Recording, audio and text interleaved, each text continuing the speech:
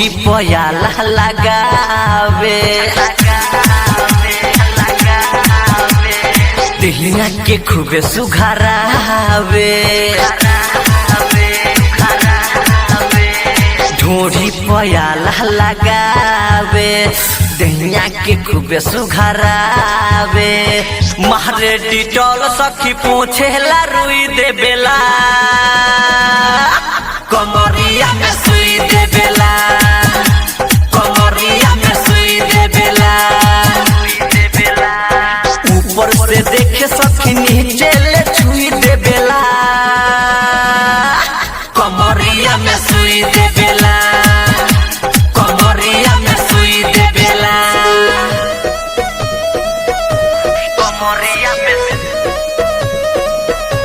कमरिया में सुई देवेला राम परवेश गोपालगंज रोज दवाई लिखेला लागे हाई क्लास में सीखेला रोज दवाई लिखेला लागे हाई क्लास में सीखेला होखे दर्द लागे लहंगा में खुई देवेला कमरिया में सुई देवेला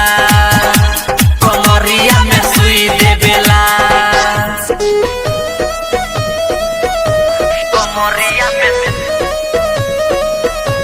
कमरिया में सुई देवेला राम परवेश गोपालगंज जब धर कलाई हाथ में सक होला ओकरा बात में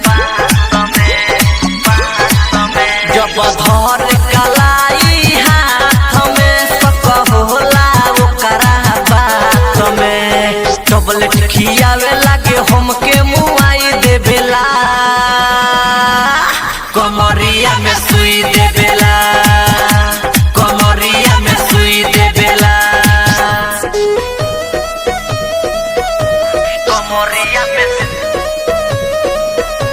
कमरिया में सुई देवेला राम परवेश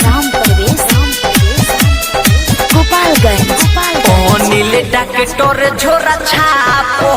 रोज चोली के ले होत ना